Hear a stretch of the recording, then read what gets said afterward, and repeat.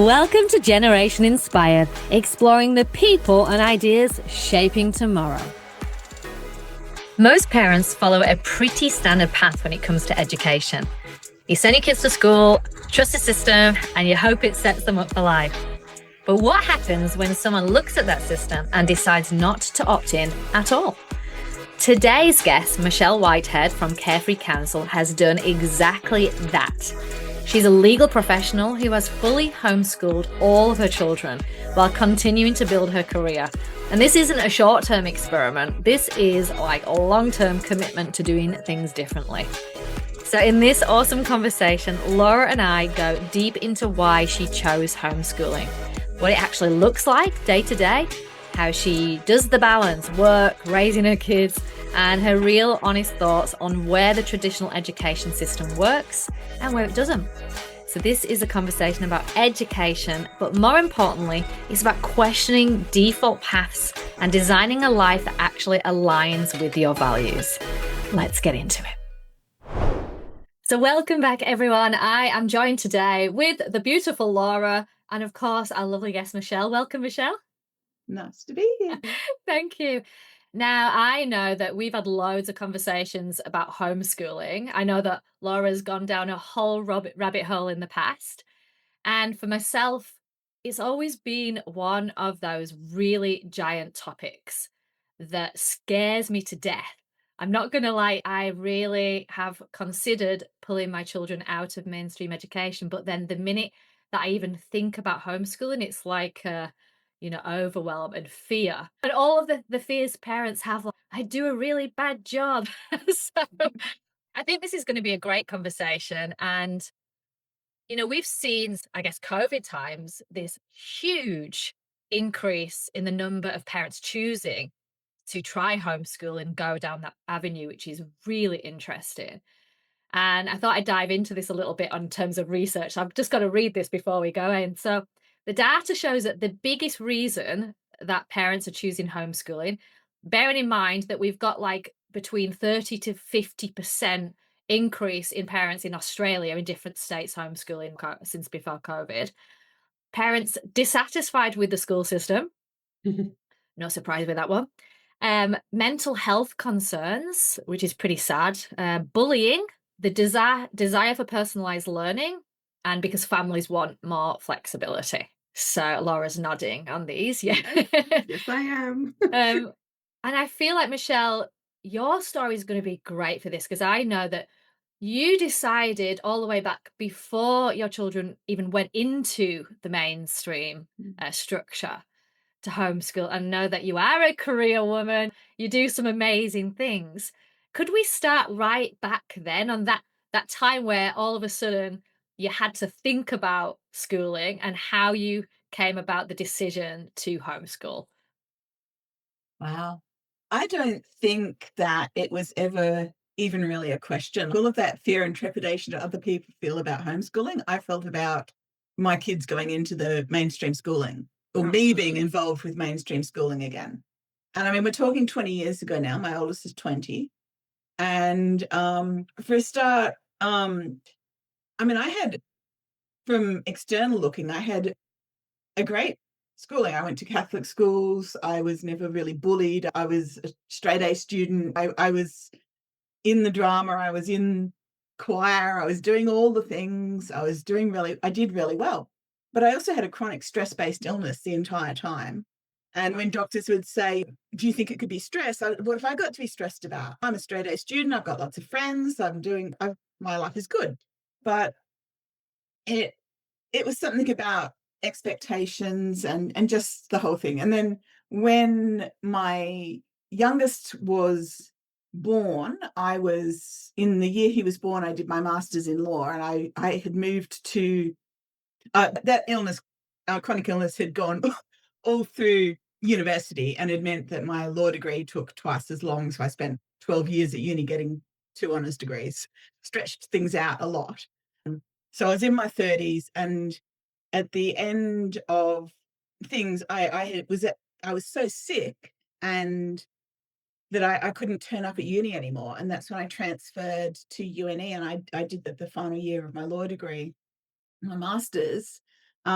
externally. And it was like a light bulb going off.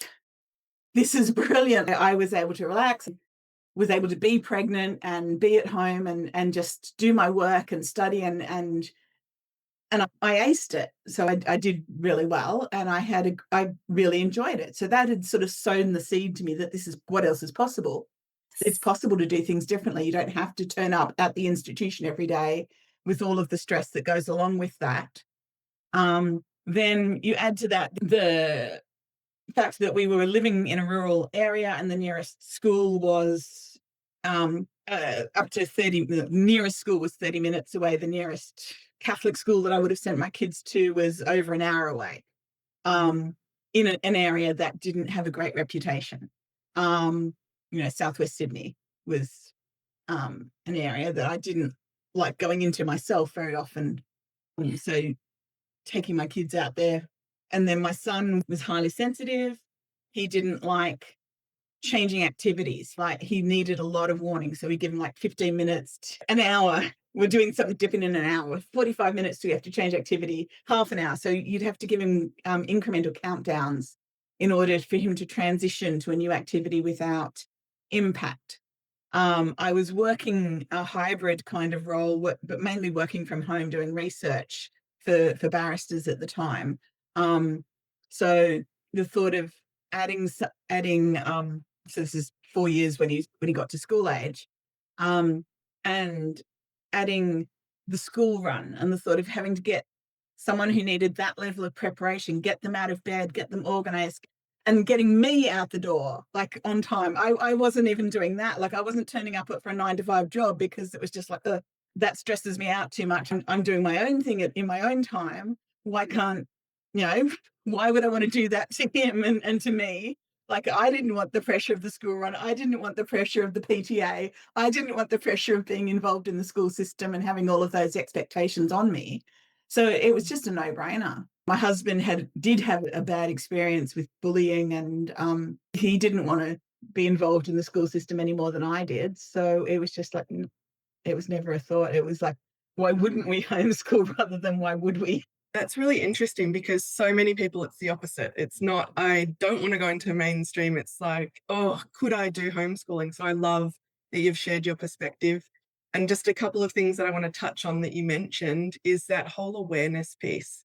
Because even you saying that you had great grades and you looked like the happy student and all of that, it was destroying your body. And I just went, oh my Yeah. goodness, that explained why my grades were so crap because I had glandular fever. I had chronic Mm, fatigue all through yeah. school. Yeah. And, it was put down to you're just a sick kid. When in actual Yeah. fact, I believe it was schooling. I believe it was Yeah. expected. And so thank Yeah. you for sharing that. I My guess, mum used to call me Typhoid Michelle because I was always, and if something's going around, I would get it and I would get sick for longer than everyone else.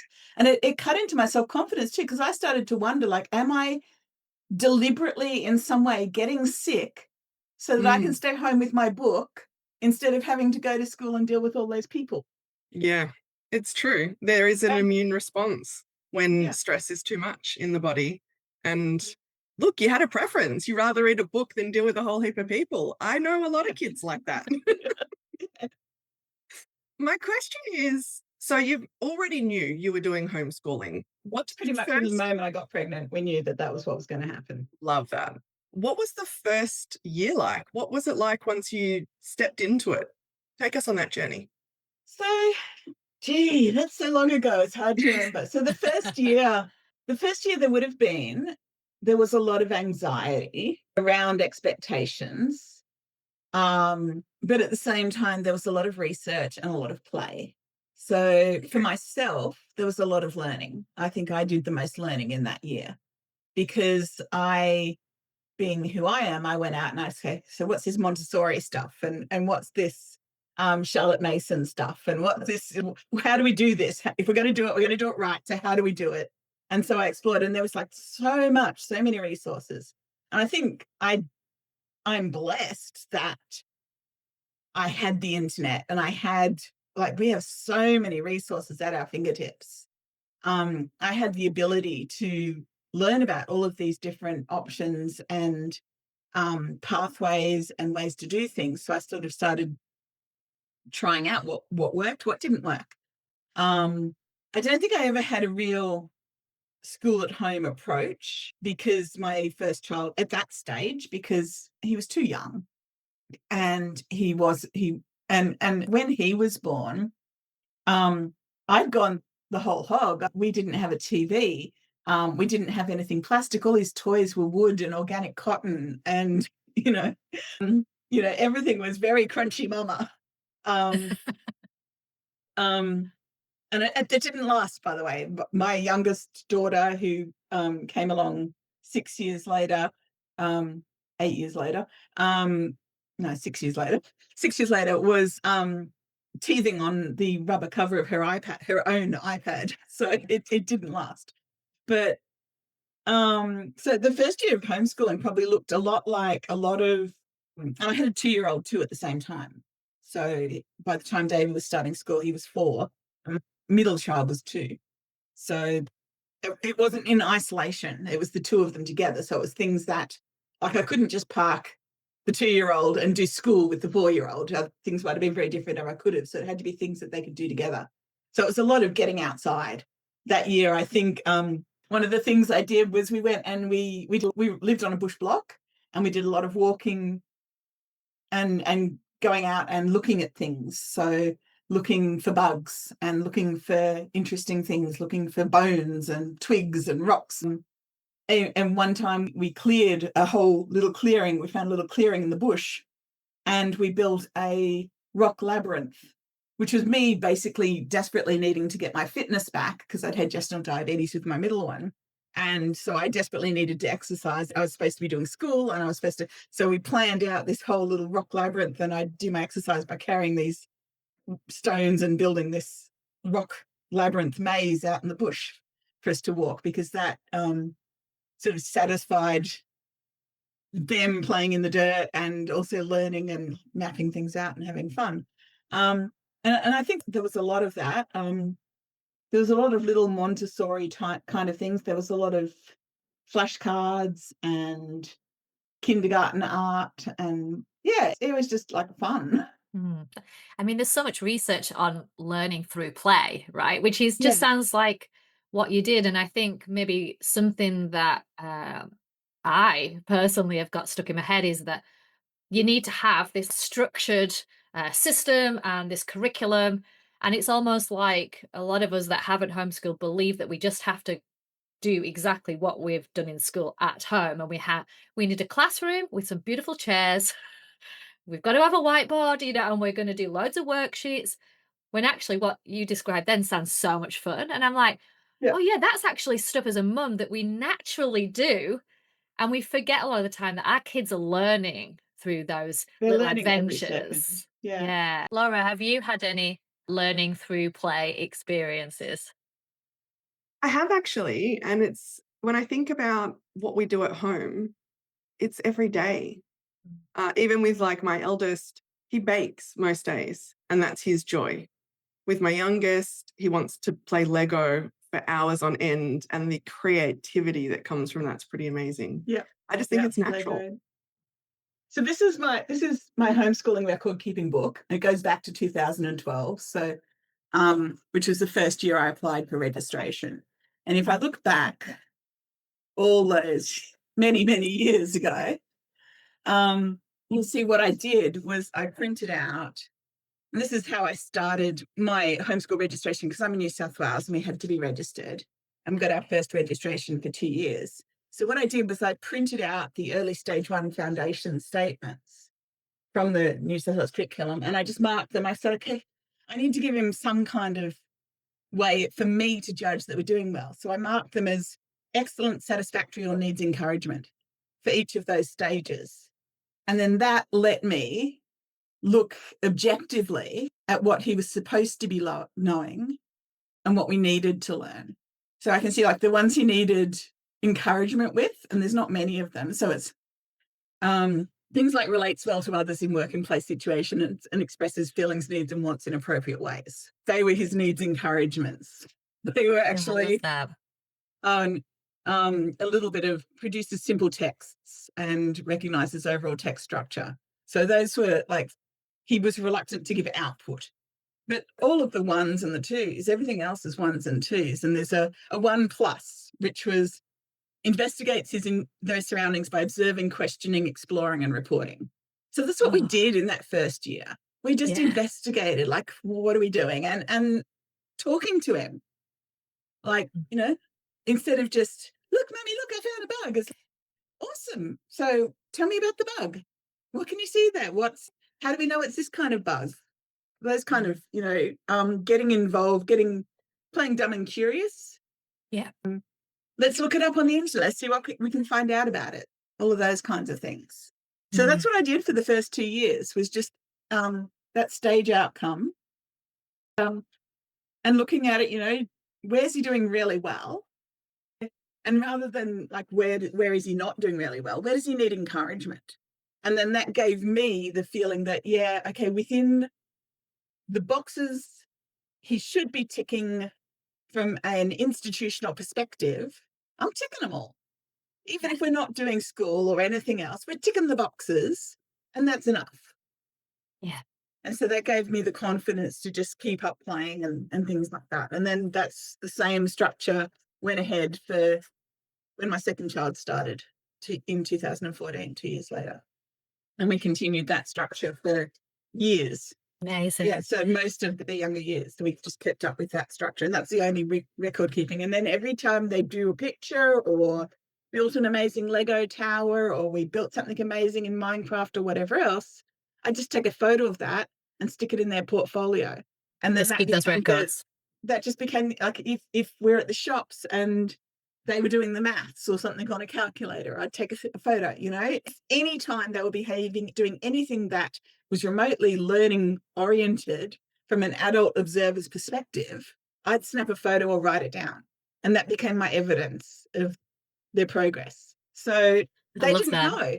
As far as they were concerned, they were just living their lives, having fun. All They of were this living the translating dream. it into Yeah. edu speak, that all was my job. And that's what happened behind the scenes. I'm Well, interested to know, Michelle, that when we talk about, the kids learning to read and write, I think that was probably the one thing that scared me probably the most during the COVID situation where we had to homeschool, where I was like, well, I don't feel equipped to teach them how to read and to write. What did that look like for you? so I'm a huge reader. I'm a huge bookworm. And so when none of my kids showed any interest in reading, that was a red flag for me. That was a problem. Um, but it worked itself out. So it started in things like turning on we watched a lot of TV. So documentaries. We watched lots. I've spent years watching trains steam trains going through the British countryside because David had an interest in that at one stage. So we just always have that on in the background. Or we've watched documentaries from every subject you could possibly imagine. We've seen a documentary on it. We just watched like a documentary a week, and at times there was a documentary a day. So turning on captions on the TV was a major way that they learned to read. And other than that, it was just interest led. So, for example, my middle son wanted to play a game once, and I didn't have time to teach him or to read the instructions to him. So he taught himself to read overnight because he wanted those instructions. He just went from reading nothing or very, very halting reading. And the other thing was I read to them constantly. So I would, from the very youngest age, I would read. I can probably still recite Owl Babies and various other books off by heart. And running my finger over the words as I was reading to them. So picture books and all of that, but also bigger books at night. Every time I went to bed, I would read for an hour until they fell asleep. So I would read, and so I'd either have the book and a torch, but most of the time I had it on a little e-reader or something like that, or my phone as technology progressed. So I'd just read on my phone. But I would read aloud, How to Train Your Dragon series, things like that. Classics. So, Enid Blyton, even, things like, I can't remember the names, but all the classics like fairy tales, anything that was age appropriate, we would read So you every didn't single go, night. A is for apple. Well, we did that Apple. too. We would do that Yeah. too, but it would just be, okay, mum's got another bug in her bonnet. She wants to do this. That would be like, I would make flashcards, I would make games, I would print out and laminate things, and we'd try them and they wouldn't go very far. I go, well, that was a waste of time, but so what, Um, we did all of those things. I'd probably go and get their portfolio books and be able to show you more what we were actually doing in those years, and it's huge fun to look back through. There, as for writing, handwriting, I've tried everything. I've tried one of the favorites was writing out limericks. So I would provide them with handwriting paper and I would give them a limerick to copy. So they had to do copy work for limericks. And like, I had these ideas in my head that they should be doing all these beautiful Charlotte Mason handwriting things where you give them these inspiring quotes and they would write them out in perfect copy. My kids never wanted to do that. It didn't matter how many times I printed it and said, let's do this. They didn't want to do it. So I'd sit there and do it, and then it would just get thrown out. But it didn't matter. Like, I work with a wide range of adults now, and a lot of them have atrocious handwriting. As like, my own handwriting at times can be atrocious, but it's enough to get their point across.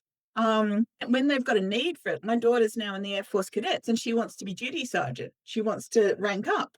And in order to rank up, she said to me, Mum, I need handwriting paper because, and she's 14, because if I want to be duty sergeant, I have to write my notes clear enough to hand in to the superior officer How so that I interesting. can change shift. And she says, She right, loves well, that. I've got to learn this now.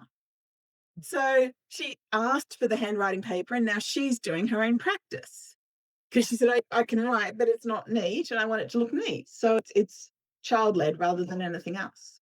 And so I've got a really direct question, and that is, can any of your children not read or write? Writing is still very iffy Mm-hmm. for the oldest and painful for the middle. Okay. He can do it, like he can fill out a form, but it takes him time and he's not comfortable doing it. And I think that's just muscle memory in his fingers. But he can type. He can type so well that he is now my acting as VA in my business and getting paid for it. The middle child, the eldest, can type fine, but he prefers to text.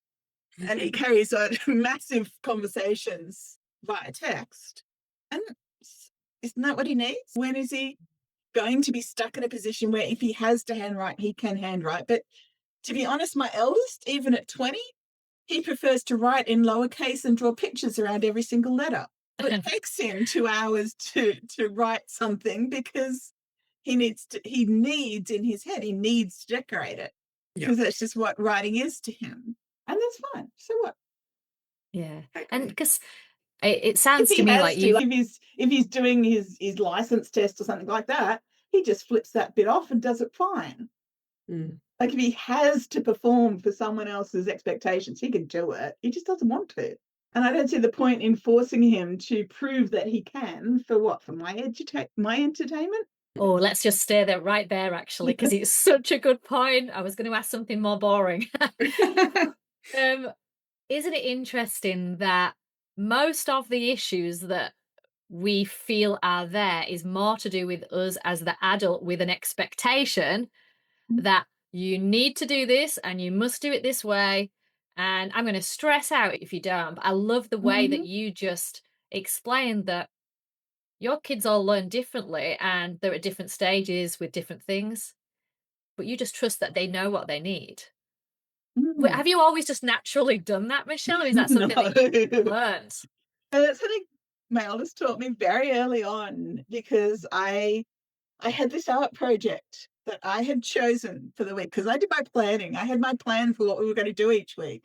It may sound free for all, but I obsessed about it and I created my plans for what I thought we needed to cover and what we were going to do, because otherwise we just drift, and we've done plenty of times just drifting. But when I was on, and so we started doing this art project, and he didn't want to do it that way. He wanted to do something else. And I'm like, no, this is how it, we've got to do it right.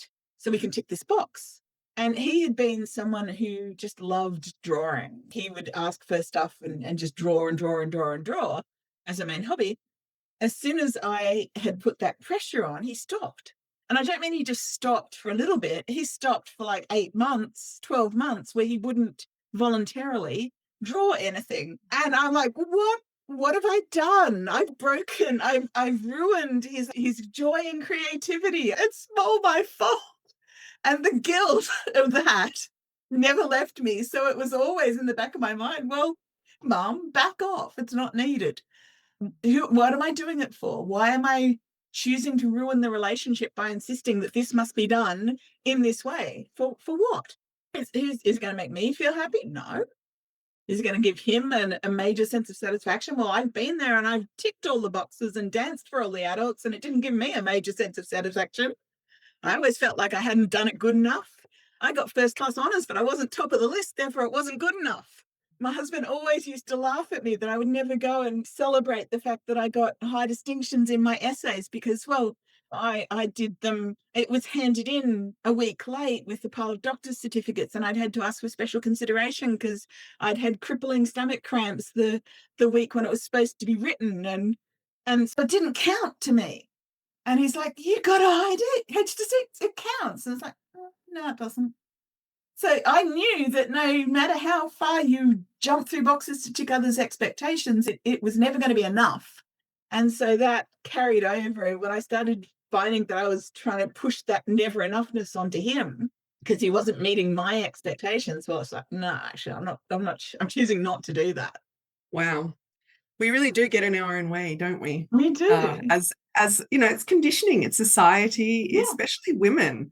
Like we have to prove a point a lot of the time and that sort of exactly. thing. And it wasn't him being judged that I was particularly worried about. It was me being judged. Yeah.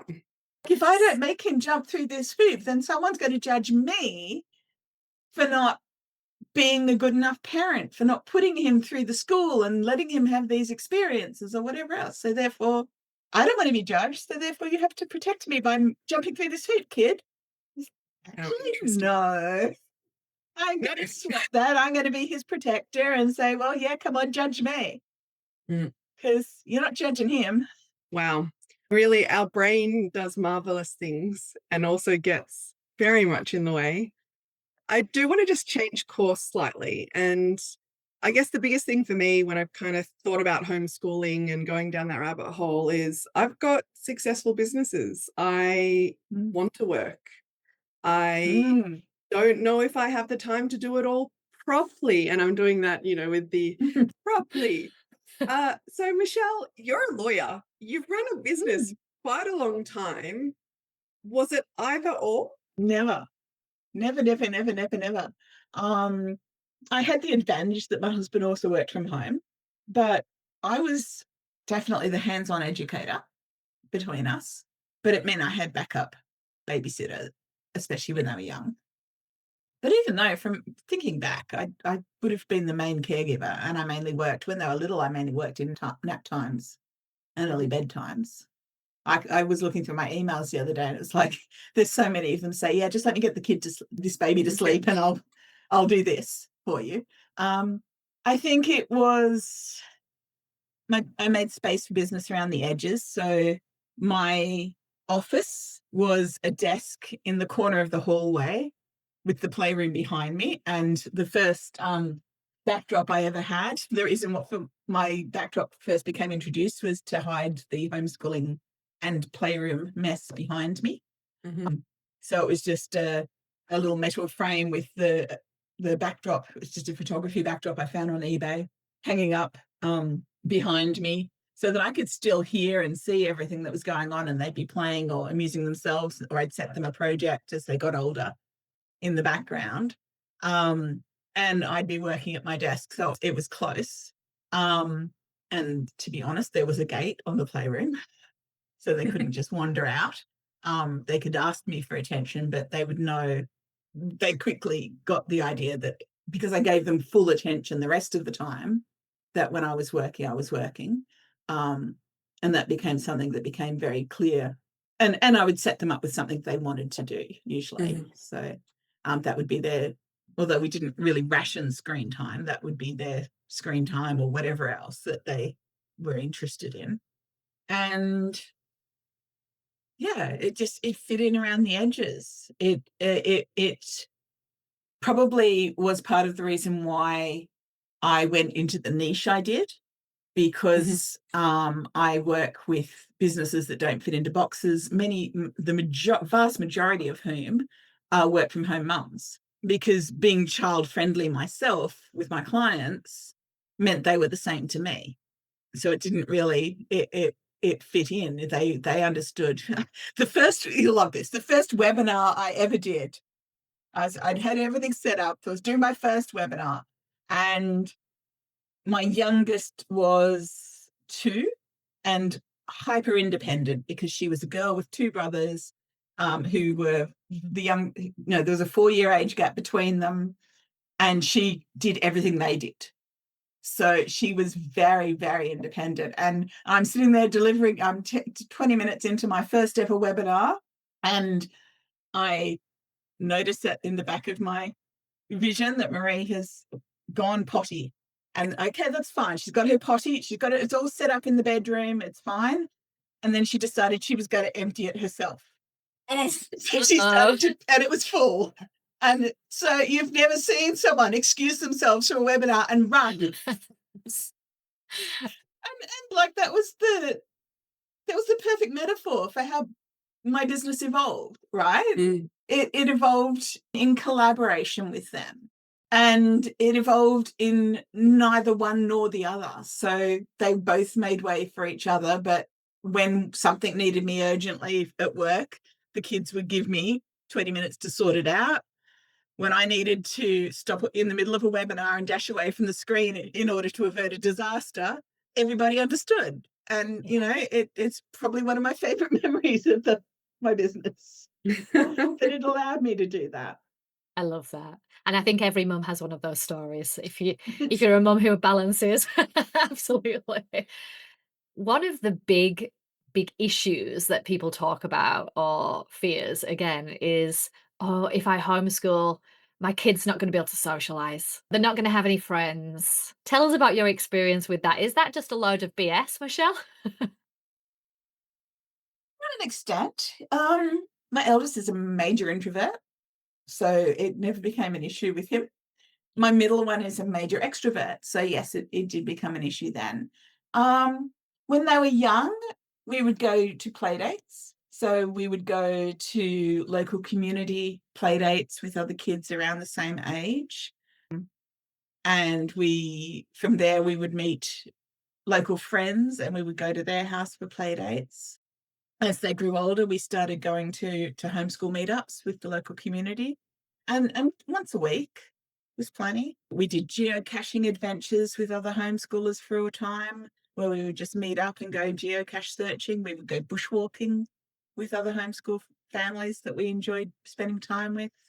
The boys both played soccer with a local community group. They've done karate. As they've gotten older, they've been less and less interested in group things, other than like we go to a homeschool meetup once every second week.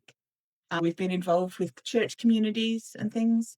And to be honest, they communicate with everybody from babies to 90-year-olds Yeah. without any distinction, or they're as comfortable doing that.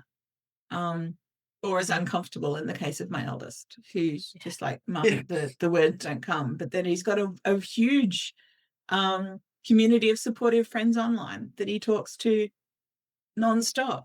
So, what is socialization these days? I can't, as I said, when he was born, I majorly rationed technology. I bought into it's harmful, to their development. You can't do this kind of thing. But I quickly realized that trying to limit their access was hypocritical when I was on technology constantly. I was answering emails on my phone while we were sitting out in the grass playing or whatever. So how can I say, put your iPads away? You're not allowed to do it. There's no screen time when I'm want to be able to check my emails and answer client stuff when I need to in every spare minute. So, when they don't need my attention. And so it just it didn't feel fair. Mm. And it felt like it was, is this a battle I want to fight? And so I observed and I decided that actually I didn't think it was harming their development in any way. That I had loaded their iPads up. They each had their own iPad and I'd loaded it up with all kinds of educational games. Mm. And we would spend hours playing Minecraft together, particularly when the youngest was little and she wanted to play with the brothers, but kept getting killed by zombies or whatever else. And so I just played. I was did all the mum things. People said, "Well, what do you do all the time playing Minecraft?" Well, I go in there, I build her a house, I build her some armor, I fill her toolboxes with every resource she needs, and then I wander along behind her, being being her bodyguard. And she goes that has her own little adventures, but I'm in the background like the mum. And it was fun. I enjoyed it. These days I wish that I had time to still play Minecraft with them. She shows me a map and I'm like, oh, I don't want to play. No, I don't have time. Oh well. But yeah, and because my business has ramped up as their needs have lessened, my business has taken over the time and the attention that they don't need so much Mm. anymore because they've grown to be independent. So bringing it back to socialization, they used to play Minecraft with friends. Like they joined a homeschool Minecraft community and would play there. So I think there's sitting in a classroom with the same people day after day for 9 hours a day. I've got one friend left from the time when I Mm. did all of that, or maybe two. But when I went to my high school reunion, I didn't reconnect or was feel able to instantly talk with any of those people. So what makes that better than, and all of my friends these days are online. All the people I talk to are pretty much online. So what makes one form of socialization better than any other? What does socialization mean? What What does your kid need? Yeah, Really is what it what comes does it down to. mean? Like, what is socialization? Is it the ability to walk into any situation and feel confident and comfortable? Well, schools kids can't do that any more than homeschool kids. That's a personality factor rather than a socialization factor. When we used to do swimming lessons with a homeschool group, we would go. The school kids used to be in a different part of the pool doing their school swimming lessons, and my youngest two, who were social butterflies, would be playing with all the other homeschool kids and having all fun with a wide range of age groups. So it was teenagers to babies, and they would have friends and just be playing in a big group.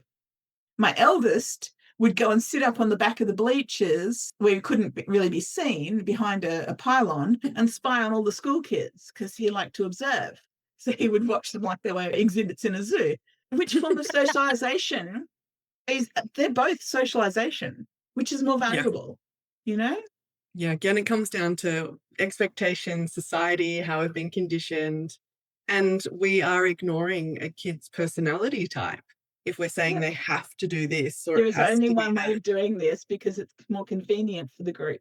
Interesting. Whereas in So, homeschool meetups, you'll generally find that they make space for a very diverse range of beings. So mm, and adults as well. Like I go to homeschool meetups, all the mums sit around and mums and dads sit around chattering about their lives and their animals and all the rest of it. I sit in the corner and read my book and jump in occasionally when I've got something to say. But they accept that. They don't think it's rude, or maybe they do, but they don't tell me. Um, but that's how I socialize. I like to sit on the fringes and be a part of it without actually having to expend the emotional energy of being on for all of these people, because that's what I am in my business. I'm on for Yes. people mm, constantly. So if I can socialize by just being in the same space, part of the group activity without actually having to engage mentally and emotionally, and being able to read. I did that at school too. I was the kid who was the book under the tree with her book or sitting on the edges of the group. And so is that not socializing? That's it. Yeah. I think you're so right. we're too black and white in what we when we think about socialization or education. There's Coming no from a one lawyer. size fits all. One size fits nothing. Yeah. One size fits nobody. No, not at all. So you have 3 kids and they're all varying ages. I'm Yep. really curious, and I'm sure our listeners are too. What are they doing? Where are they at? Yes. Okay, so the youngest is in year 8, technically, although I have to really think about what year is she in, and I work it out backwards by realizing that my middle one is now in year 12 and she's 4 years behind him, so that's where she is. She is writing a novel, 2 novels Amazing. at the moment. She spends a lot of her time drawing and doing art and doing fan fiction type online stuff. She plays Dungeons and Dragons, and she is, as I said, planning a career in the Air Force at this moment, and enjoys Air Force cadets on a weekly basis. Marching, she recently marched in the Anzac Day parades, is very proud. She's irons her own uniform, does everything quite independently Fantastic. in that perspective. She's also got an incredibly messy room where you can hardly open the door. She's got a Velcro dog. She's a normal 14-year-old. Yeah. Middle child is turning 18 in a few months. He is very reluctantly doing what I tell him is schoolwork at the moment because he would rather be earning money and Nothing wrong with that. playing as a dungeon master, and like he's the dungeon master to all the Dungeons and Dragons games for the local homeschool community. He's teaching himself how to play the electric guitar because he just decided he wanted to one day. Mhm. And his dad had bought an electric guitar for him. So there we go. You can get anything on Alibaba and Temu these days. Yeah. He's doing a really good job of teaching himself electric guitar. And he sits there and he loves Universalis Europa and refights the Crusades and tries to take over the world from various unlikely scenarios. He once started out in Australia and tried to work out how he could mobilize allies for the Aborigines so that they could take over the world and become imperial power. He is working, as I said, as my VA in an unofficial capacity, doing a lot of the drudgery and copy and paste website work and things like that as I'm translating across the CRM backup stuff, the follow up with client work, the keeping me on track as the sounding board that I go through. This is what I need to do this week and accountability, that sort of stuff. He's also got a job as a barista with a local cafe. He got himself enrolled in a TAFE course and went and did that. And yeah, he's enjoying that. He's got his bike license and he borrows my scooter and goes to all of the homeschool meetups on days when I can't take them. He takes himself. He's very, Nice. very independent and outgoing and social. My eldest is studying psychology. Okay. He's my least academic child. He's my least outgoing. He's the one who has the most difficulty talking to people. He doesn't even talk to me very much. He sends me texts when there's something that I need to know. But he apparently counsels his online friends a lot. He's in trans communities and is exploring. He's done a course through Open. He's done courses through Open University on art, identity, and gender. He got high distinctions, and he amazed me that Wow. he doesn't think the way I think. He doesn't write the way I write. But he's doing well. So who am I to judge? The way he communicates information, he would come up with the most outrageous statements, and I would be like, yeah, I want to see your sources on that. Show me the proof. Show me the evidence. And he would. I was like, the things he knows astounds me. But yeah, so I just basically hold on for the ride with him. It's like, or her, or wherever they're going, they are just out there doing their thing on their journey. And do I feel like I've done them a disservice by not giving them a mainstream education? No, I think it would have destroyed them. I absolutely 100% believe they would not be the person they are And are they the person I, with my "don't judge me, I'm a perfect parent" hat on, would want them to be? Oh, are they confusing and weird and wonderful and off on their own very opinionated path to life? Yes. Is that perfect? Absolutely it is. Excuse my French. Would I Oh, change anything about them? No. Maybe I get them to brush their hair more often, but it sounds like an incredible journey, honestly, and I love how they've all found their way, right? They've followed their interest. They've had the motivation to go and do the extra things, learn the other stuff, and I think that's what's missing with that forcing for kids to go down these pathways. And you need to learn this if you want to go to university or if you want to get a good job and be successful. And I love that surrender almost, it seems, Michelle, where you yeah, just have the absolute trust that they will find their way. So yeah, well done, Mum. I 100%. think you've done Yeah. an 100%. amazing Well done. job. I figure if there's one thing I taught them, if this was how I justified it to myself early on, was that if I just taught them one thing, it was the research skills. If I taught them how to find the answer to the question they had or the thing they needed, then that was my job done. So, back in the days when it was why, I would answer and I would answer and I would answer until my tongue bled. And if I didn't know the answer, I'd say, I don't know, let's look it up. Let's find out. And then as they got more independent, and I meant, oh, would I turn back time and go back to the days where I carried them everywhere in a baby carrier? 100%. When I had total control over what they did and who they were. Oh, yeah. But no, that's not how life goes. So I can't do that. When they got more independent and began developing their own personalities and their whys became things I didn't know, I would say that sounds like a research question. Look it up and let me know the answer. I'm really keen to know, like, what did you find out? And Mhm. follow up and go back to, hey, that thing you were telling me about, did you ever find out what the answer was? And it's been to the point where now I don't even need to say it. They'll say it. I've just got to look this up. Well, that sounds like a research question. That sounds like a research question became a catchphrase in our house. I think it's a good thing to do though, right? Is actually teach kids to go and learn for themselves. Because they've got such a massive access to, when I was a kid, if I could have lived in a library, I would have. Just move out of home, move into a library, stay there 24/7, not a problem. Whereas now they've got it on their phone, right? This is my childhood dream come true.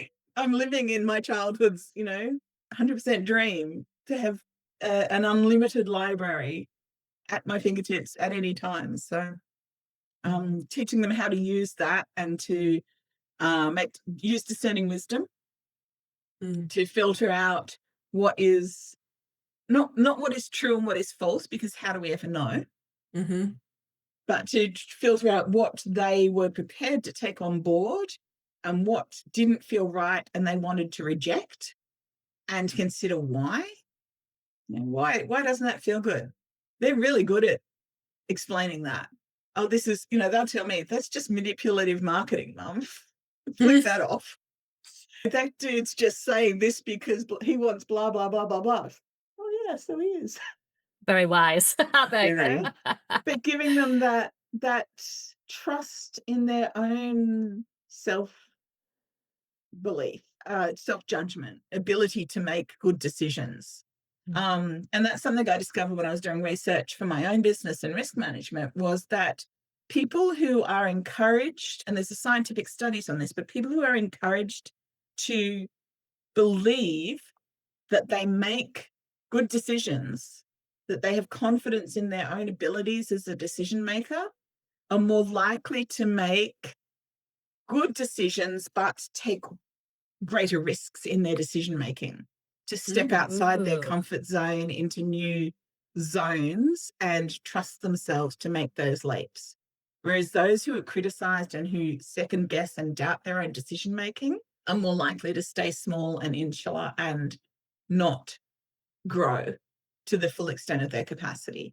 So research, Absolutely. and then trusting themselves to make discerning choices about what is true for them in that moment, and also knowing that what is true for them in that moment may not be true for them in 2 weeks time.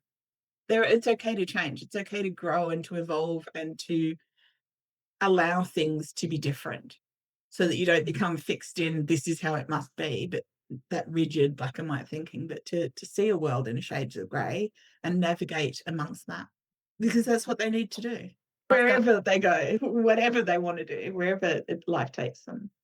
Mm, love them. I have a final question for you now.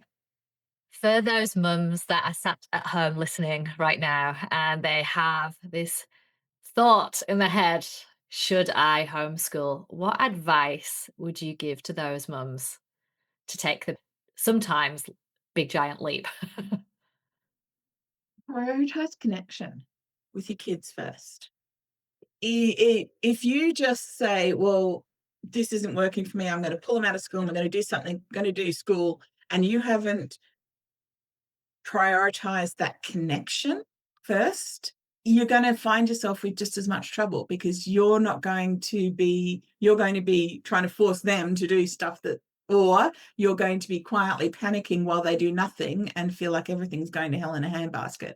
So even while if they're in mainstream schooling, or if they're just babies and you're trying to work out which path you're going to go, even if it's, as I said, with my oldest, you might look at us and you might think we were disconnected because it's not there, but every crack is an opportunity. Every hug is an opportunity. Every time they reach out, be aware of that and reach right back. The more you can build that connection, regardless of whether you choose or you collaborate with them, involve them in the decision, to discuss it with them. They are capable of making their own choices, and the more you bolster their belief in their ability to make their own choices, the better. So discuss it with them, like, how do you feel? Play dumb and curious. What do you think about the idea of homeschooling? What would that look like to you? What would you like about it? What don't you like about what's currently happening? What else is possible? Can we do some kind of hybrid? What resources do we have? Can we give you what you need without shaking up the entire system and burning down the institution? Is there, what else, is there possibilities? Yeah, advocate for them. And when they can't speak for themselves, but to do that, you need to be connected with them and know what they actually think and want. Great So start with advice. connection. Once you start with connections, whatever decision you make, whether it's to stay at school or to homeschool, 100% will be easier if you have prioritized connection.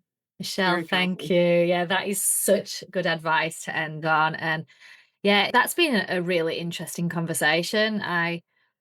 Again, going back to like what we think homeschooling is that we have to sit with our kids 9 till 3 o'clock and go through all the stuff. And it makes me feel like I can. That You've sounds made me feel boring. like I can do it. Yeah, you've made me feel like actually, as mums, we do know what's best for our kids, right? So Yeah. I think we've got to It's like trust never wanting to be ourselves. bored. That's the other thing. Like I get bored real quick. And Mm. so if I'm bored, they're gonna be bored. Mm. So what else could you, and if that means, like, as it has in the past, having 15 boxes with 2,000 silkworms in them and having to deal with the mess that results from that, so be it. I've been there, I've done that. It's not neat and tidy. It's very messy homeschooling done right, I think. But if you can play in the mess and prioritize joy, and yeah, even in times when no schooling has been happening, that's for the time when the connection has grown the most. And that connection is just as important as the learning. Amazing. Thank you so much, Michelle. Mm. For all of you listening at home, please reach out. If you've got further questions, if you've got thoughts, if you're trying homeschooling, let us know what you're thinking. And we do have a parent survey actually. Go to the link in the show notes, because our goal at the moment is to find out where people are at this Mhm. big conversation on reimagining what education can look like. This type of conversation I'm hearing is happening behind so many closed doors at home. It's one of the first times for a lot of people that they're considering that actually we've been just being told to go to school all our lives and maybe it can look different. So you come along, join the conversation, definitely subscribe and follow us today so you don't miss out on the next interesting conversations that Laura and I will have. And come behind the scenes by following us on Instagram as well. So Michelle, once again, thank you. That's been Thank you. super interesting. My pleasure. It's been fun. Amazing. And I'm sure that we'll go further into homeschooling as well in the future. Thanks, Laura, as well, for joining us Thank you. today for more What a fun convos. conversation. Absolutely. And yeah, we will see you all next time.